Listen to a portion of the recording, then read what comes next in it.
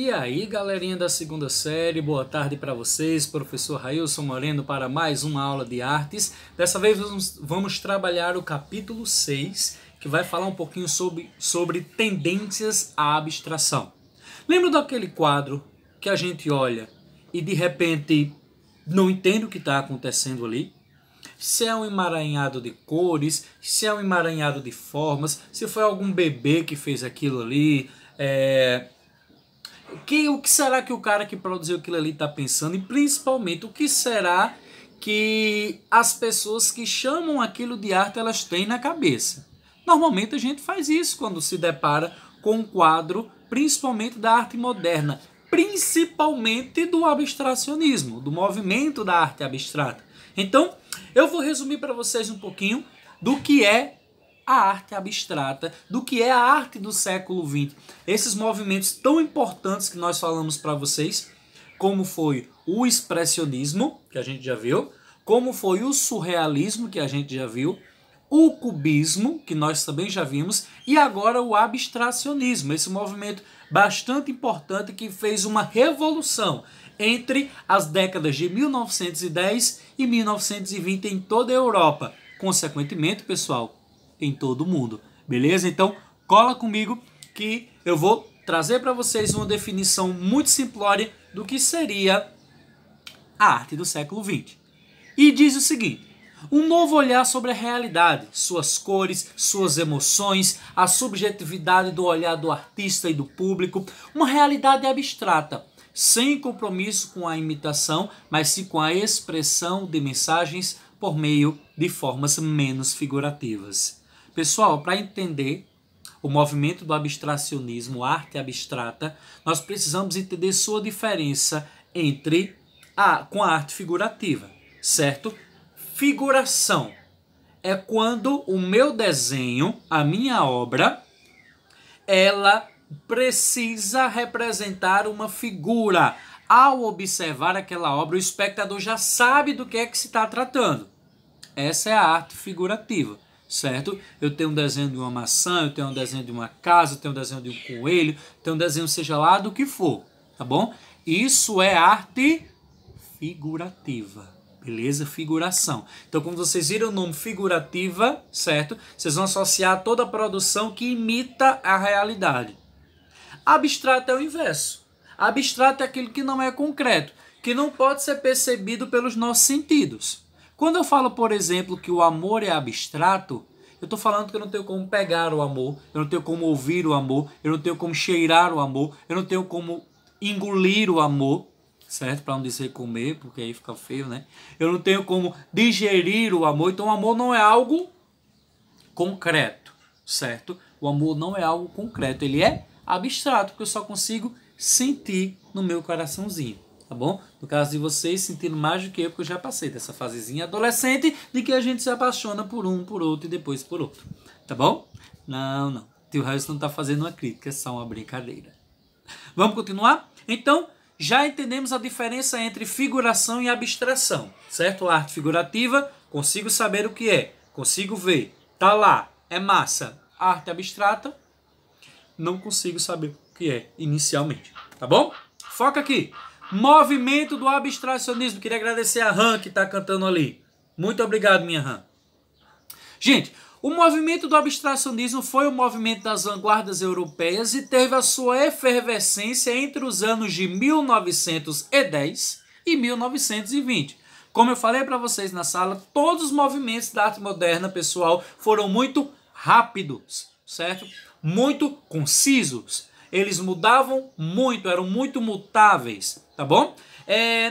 Qual era o objetivo da arte do abstracionismo, do movimento do abstracionismo? Evitar a figuração e a imitação. Ele evita a imitação, bem como recusa a imitação ilusória da natureza. Como era o caso, por exemplo, do impressionismo. Tá? A luz e sombra, toda aquela questão do efeito da luz, da imitação da natureza, das cores puras e entre outras coisas, certo? Eu dei uma demarcada aí para vocês, pessoal, Composição ou improvisação era o nome dos primeiros quadros, certo, do movimento do abstracionismo, feitos por um russo que nós vamos conhecer ele daqui a pouco, chamado Wassily Kandinsky, certo? Wassily Kandinsky, ele traz pra gente essa primeira ideia de composição abstracionista, as primeiras características desse movimento, certo? Que tinha como base a não indução do observador ao que era concreto. Ou seja, não induzia você a tirar uma finalidade daquilo ali. É como eu estou mostrando para vocês nesse quadro aqui, ó, do Wassily Kandinsky. Esse quadrozinho aqui, certo? O que é esse quadro? Nós não conseguimos ver, não é? Então, vamos voltar aqui mais uma vez. Belezinha, galera? Conseguiram entender? Deu só uma pausazinha no vídeo porque tivemos um probleminha técnico, mas já estamos de volta. Então, como eu falei para vocês, esse aí é Wassily Kandinsky. Alguns dizem que parece um pouquinho comigo. Deixa eu fazer aqui um olhar sedutor dele. Não ficou não. Tudo bem. Gente, quem foi Wassily Kandinsky? Um pintor russo, certo? Que viveu entre os anos 1866 e 1944, tá bom? Ele tinha como objetivo de suas obras a libertação da imagem mimética, a libertação da imitação, onde as formas e as cores elas pudessem ganhar vida na arte por si próprias, elas pudessem ganhar cores por si mesmas, ganhar formas por si mesmas, ou seja, que os objetos eles se tornassem arte por si próprio, certo? E ele utiliza, tá? Ele bebe um pouquinho das fontes da psicologia e da própria filosofia, certo? Quando ele coloca nas suas obras, ó, essa característica aqui que eu vou mostrar para vocês, certo? Vou colocar aqui um ponteirozinho, marca texto, porque eu quero que vocês, ó, entendam direitinho. Reflexividade. Estão vendo aí? Já marquei aqui bem muito para vocês não se perderem no que diz respeito à reflexividade. Bom, pessoal, e o que seria essa reflexividade, certo? É a capacidade, tá, de se tirar uma leitura sobre isso. É uma capacidade de se refletir sobre o que está sendo colocado. E essa reflexão, ela é o quê? Ela é subjetiva. Ela é feita por cada uma das pessoas. Por isso que ele não queria imitar, levar as pessoas a terem uma mesma conclusão sobre a obra de arte. Ele queria liberdade, ele queria que as pessoas olhassem para suas obras e alguns vissem um sol, outros vissem uma nuvem, outros vissem ali um paradoxo entre céu e inferno, traçando aí as características do barroco literário. Ih, deu uma voada longe agora. Entenderam, gente? Então ele coloca na sua obra esse tom reflexivo. Tudo bem? Gente, agora vamos passar para uma outra parte da nossa aula bastante interessante, que é a arte como instrumento da propaganda política, certo? Muitas vezes as pessoas não concordam, e eu sou uma delas, quando se mistura arte e política, certo? Porque são dois campos meio que antagônicos, certo? E quando a gente mistura arte e política, nós estamos colocando em um mesmo patamar dois tipos de interação entre as pessoas de campos completamente distintos, tá bom? Então, mas houve um tempo, principalmente nos regimes ditatoriais, certo? Aí vocês vão ver a Itália do Mussolini, aí vocês vão ver a Alemanha do Hitler, por exemplo, certo?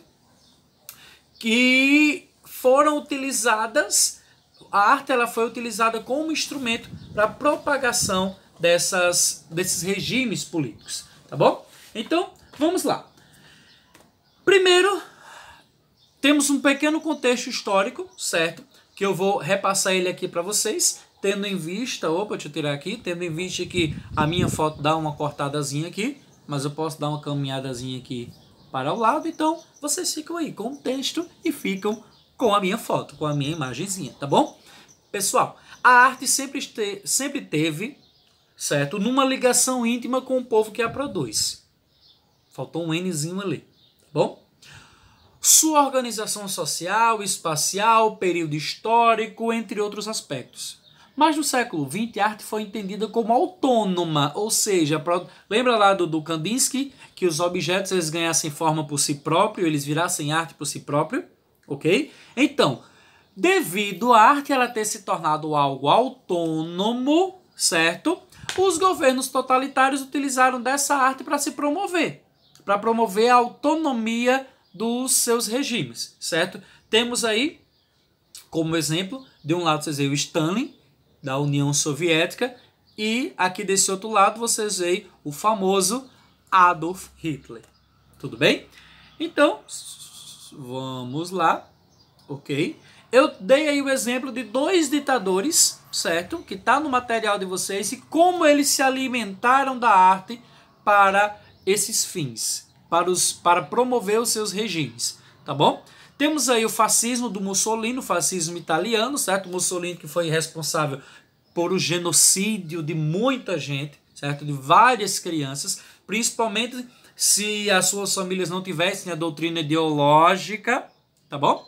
E as obras de arte para o Mussolini, certo? Elas transmitiam ideias e valores. Ele era um pouco mais adepto às obras de arte, certo? Então, que valores seriam esses que a arte precisava transmitir para as pessoas? A ideologia do Estado, certo? A ideologia doutrinadora do Estado, certo? E, para isso, a estética precisava ser dócil e refletir essa ideologia. Ou seja, as imagens elas precisavam agradar as pessoas para que as pessoas fossem influenciadas, tá, a seguir essa doutrina, certo? Já que está na obra de arte, já que na obra de arte está sendo tão bondoso, só vou voltar aqui para vocês verem, ó, certo? Vejam aqui que temos uma criança, certo? Uma mãe colocando uma criança para tocar na foto do Hitler, tá bom? E por falar em Hitler, temos o nazismo alemão, certo? Representada pelo seu chefe maior, o Adolf Hitler, tá bom? Para ele, a arte não era tão boa assim, né? Diga-se de passagem. Ele tinha arte como repelente e subversiva, ou seja, os artistas eles iam sempre de contra o governo. Para isso, a arte ela deveria ser figurativa. Deixa eu só me colocar aqui ao lado do Mussolini. Pronto. Para o Hitler, gente, a arte moderna, além de ser repelente e subversiva, ela não poderia ser abstrata. Totalmente contrário do que a gente estava vendo agora, não é isso? A arte ela deveria ser figurativa e deveria principalmente traduzir os ideais de beleza arcaicos, certo? Ou seja, os ideais de beleza antigos, que assim promoviam a superioridade da população ariana. Pessoal, lá em história nós vimos o que é a população, o que foi a população ariana para o Hitler, né? Homens altos, brancos, pele clara, certo? Intelectualmente superiores. Então era aquela raça pura. Quem não fosse dessa raça, certo? Quem não fosse da raça ariana, então deveria ser exterminado. Aí vem os judeus no Holocausto, aí vem os homossexuais que não se encaixavam, certo? Aí vem os ciganos, por exemplo. Então vem aí várias pessoas que não eram dessa raça ariana, essa criação louca da cabeça do Hitler, tá bom? E essas obras de arte, de acordo com o Hitler, deveria transmitir os valores burgueses, certo? Os valores daquela pequena maioria que tinha capital e governavam o Estado. Beleza, pessoal? Galerinha, um cheiro no coração de vocês. Qualquer dúvida, tamo juntos. Vai lá pro material e daqui a pouco a gente se encontra na live ao vivo. Valeu, gente. Muito obrigado.